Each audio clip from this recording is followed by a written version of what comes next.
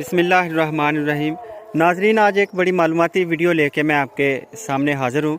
इस वक्त कैमरे में जो आपको चीज़ नज़र आ रही है ये एक्चुअली वर्मी कंपोस्ट है और ये तैयार किया हमारे बहुत ही एक मेहनती और बड़े तरक्की पसंद एक फार्मर है हमारे कैमरे में, जो अभी आपको नज़र आना शुरू हो गए हैं, ज़फ़र साहब।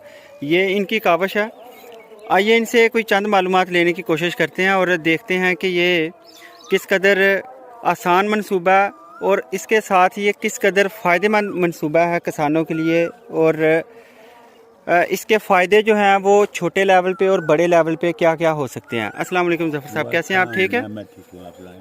अच्छा, आप मुझे ये बताएं कि ये जो आपने ये लगाया, आपने एक बड़ा देसी सा प्लांट लग रहा है वैसे देखने में, कि सादा सिंपल ईंटें हैं सिर्फ, नीचे आपने ये शापर डाला हुआ है जी जी और इसके ऊपर आप गोबर डालते जा रहे हैं। जी जी। मुझे आप ये बताएंगे कि आप इसके अंदर अब क्या डालेंगे? और कुछ नहीं डाला, सिर्फ हमने गोबर डाला है। इसको 18 या 20 दिन पुराना होना चाहिए।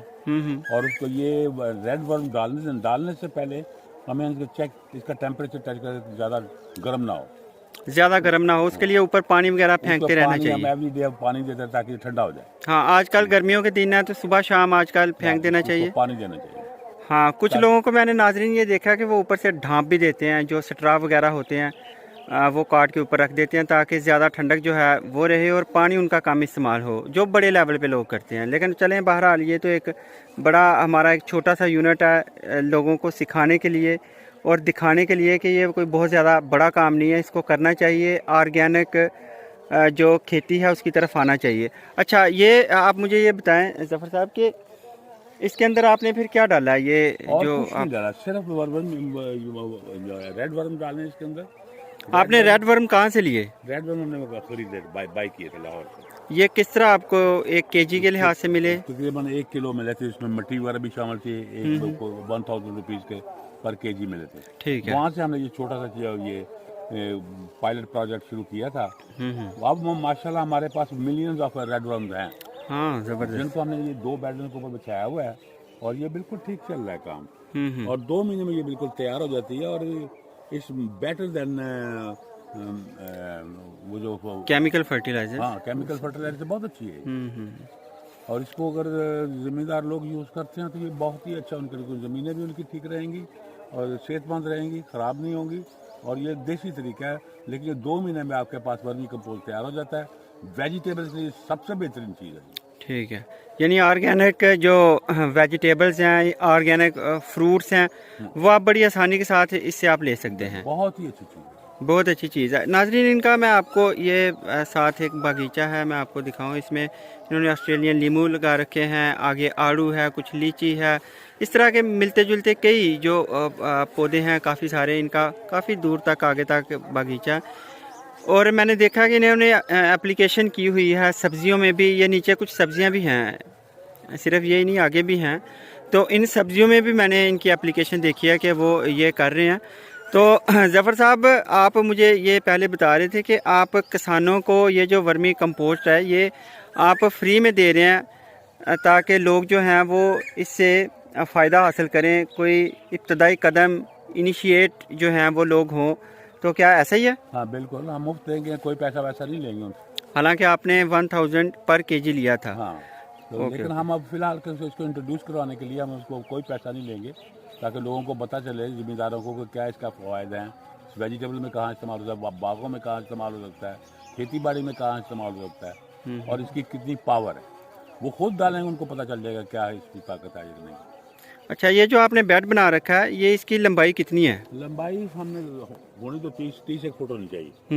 ये 25-30 के दरमियान है। ये 25-30 है, 20 पे भी चल जाता है। ठीक है। हाँ, 1.5 फुट इसको हमने इसकी हाइट रखी हुई है।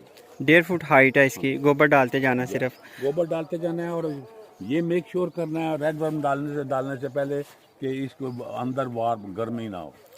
ओके ओके, यानी जो, हाँ, ठंडा करके फिर डालना है। ठंडा करके आपने फिर इसके अंदर वो जो है वर्म डालने हैं। रेड वर्म छोड़ देना, इसको किसी चीज़ से कवर कर दें अगर आप कर सकते हैं। अगर नहीं कर सकते, पराली वगैरह यूज़ कर सकते हैं, दरख्तों के पत्ते यूज़ कर सकते हैं। उसके बाद जब ये तैयार हो जाए, इसको आस्ता आस्ता निकाल के छान के वर्म्स को लैदा कर लें और वो दूसरी जगह पर इस्तेमाल कर लें। हाँ, वर्म्स आगे भी इस्तेमाल हो जाएंगे। यानी ठीक है, वो मल्टीप्लाई हो जाती है। मल्टीप्लाई हो जाएंगे। अच्छा, मुझे आप वर्म्स इनमें से दिखा सकते हैं कोई? हाँ, मैं दिखाता हूँ आपको। बड़ी लकड़ी लगेगी, वो बढ़िया लकड़ी बहुत बड़े पे यार। ये इससे निकाल के ज़रा चेक करवा दी।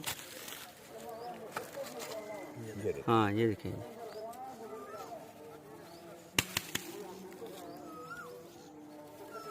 अच्छा नाज़रीन, इसका ये जो आपको रेड वर्म नज़र आ रहे हैं ना, इनका असल में इन्होंने करना क्या कि ये जो गोबर है ना हमारा, इसको ये बदल देते हैं बिल्कुल समझ लें कि कुदरती खाद में, और ऐसी खाद के जिसका कोई नुकसान नहीं है। ये पूरा इसमें भरा हुआ है, गालबन इसमें 1000 बल्कि लाखों जो हैं वो वर्म्स होंगे ये इसमें, और बिल्कुल काले स्याह रंग का आपको ये नज़र आ रहा होगा। यानी बेहतरीन किस्म की जो ऑर्गेनिक खाद है वो तैयार हो चुकी है और इसको अप्लाई भी किया जा रहा है। ये देखें आप, यहाँ से उठा के तो कुछ पौधों और सब्जियों को ये डाली भी गई है। अच्छा नाज़रीन, इसके लिए कोई ज़्यादा जगह भी नहीं चाहिए। आप ये देख लें कि 20-30 फुट लंबा आपका एक ये प्लाट हो, जिसकी आपने चौड़ाई जो है वो 3 से 4 फुट रख लें, और 1.5 फुट जो है वो, जैसा कि आपको ज़फ़र साहब ने बताया कि वो आप इसकी हाइट जो है वो इतनी कर लें।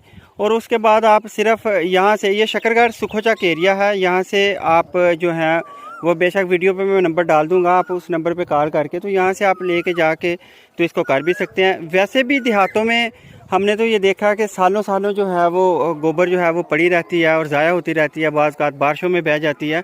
तो क्यों ना इसकी तरफ आया जाए और हर किसान जो है वो कम से कम, अगर बहुत ज़्यादा नहीं तो अपनी कुछ ना कुछ जो खेती है उसको इस ऑर्गेनिक खाद के साथ जो है वो फ़ायदा हासिल कर सकता है। तो ये अपने चारा जात को डाली जा सकती है, जानवर इससे बड़ी अच्छी किस्म की जो खुराक है, अपनी डाइट है वो पूरी कर सकते हैं। तो इसकी तरफ आना चाहिए, ये एक मुस्बत पहलू है। इसके साथ मैं मज़ीद मालूमात बाद में लेके आपके साथ हाज़िर होऊंगा। अभी इजाज़त दीजिए, अल्लाह हाफ़िज़।